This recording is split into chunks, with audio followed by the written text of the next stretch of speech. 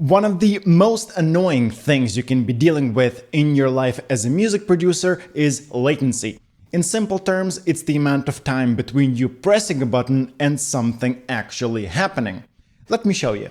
This is a regular MIDI controller. We use these a lot to control different virtual plugins, pianos, guitars, synthesizers, whatever. When I press a key, a sound is being played.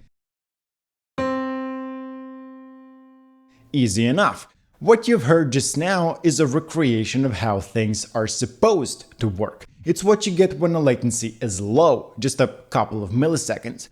But what if there's an issue? For example, what if you're using the wrong drivers?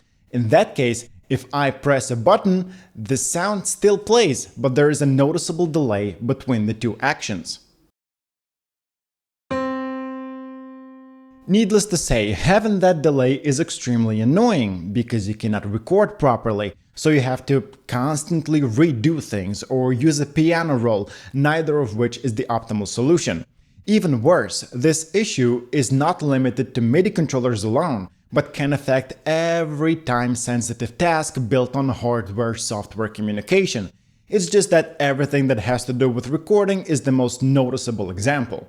Driver issues are not the only thing that can influence latency, and the easiest way to get a clear understanding of where it's currently, standing is to look it up in the settings, or, for the most masochistically inclined of you, divide your buffer size, which is the number of samples it takes your computer to process incoming signal, by your sample rate, which is the number of times per second that your signal gets measured.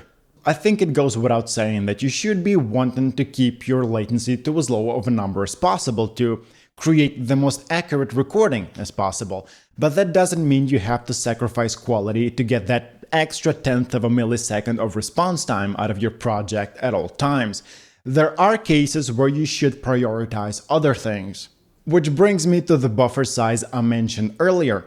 A common way to look at it is that you should keep the buffer size low whenever you're recording to get as low of a latency as possible, which is going to be a little taxing on your computer, while you should increase the buffer size whenever mixing or mastering, as that will ensure that your computer can process many tasks at once without turning into a Dark Souls bonfire.